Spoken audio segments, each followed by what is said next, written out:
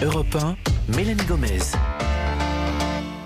La santé et le bien-être, c'est sur Europe 1 et nous sommes avec vous depuis 15h avec le docteur Jimmy Mohamed. Et pour cette dernière séquence de l'émission, elle nous rejoint en ligne. C'est Catherine Blanc, sexologue et psychanalyste à Paris. Bonjour Catherine.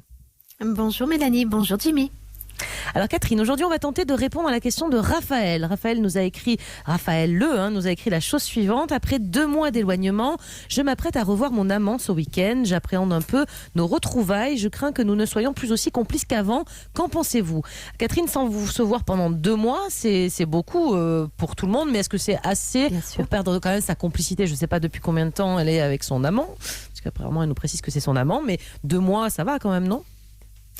Oui, bien sûr, mais ça rend compte évidemment de son interrogation quant aux besoins qu'elle aurait de l'autre. C'est-à-dire qu'elle a vu qu'elle a pu faire pendant 2 mois sans, et tout d'un coup, il va falloir le retrouver comme si finalement la relation ne tenait qu'à cette notion de besoin et de complémentarité nécessaire pour son équilibre à elle.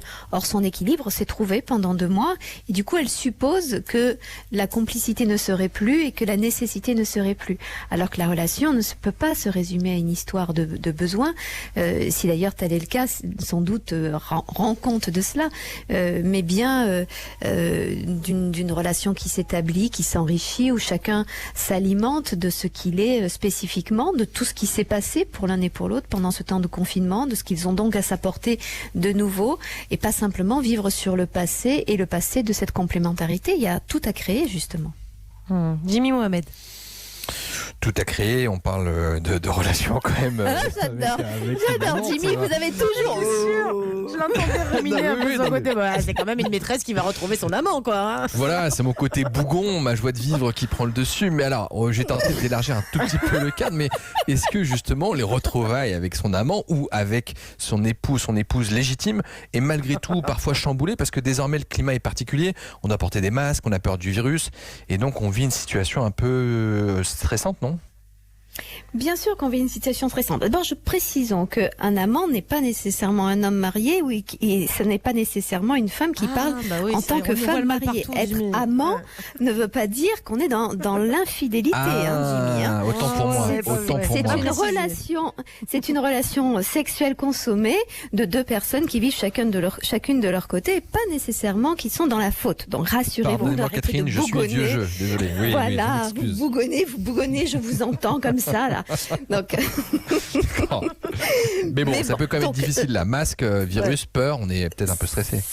C'est sûr, on est stressé. Je crois que pour retrouver son amoureux, que ça peut être son amant, son amoureux. Voilà, cette spontanéité, cette liberté est à recréer. Et évidemment qu'il faut faire avec ce que la peur du virus, ce que l'injonction de toutes les sécurités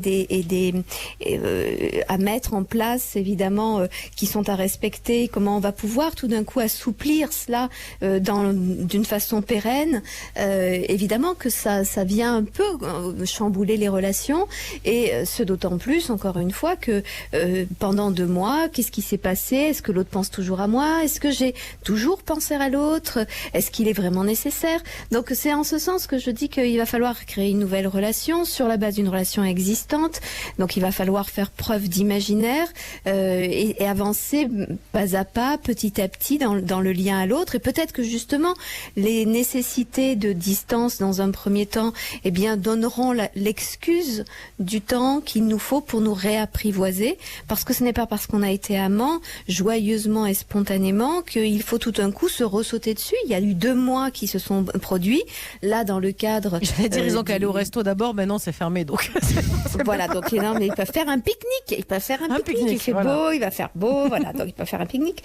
Mais voilà, c'est vrai que de toute façon, imaginons que ce ne soit pas une histoire de peur, de virus, etc., mais que l'un soit parti à l'étranger pour travailler, il faut un temps pour se réapprivoiser, il faut un temps pour se redécouvrir le corps de l'autre, l'odeur de l'autre, la peau de l'autre, et aller progressivement de douceur et de sourire pour aller petit à petit rentrer et laisser l'autre rentrer dans sa bulle.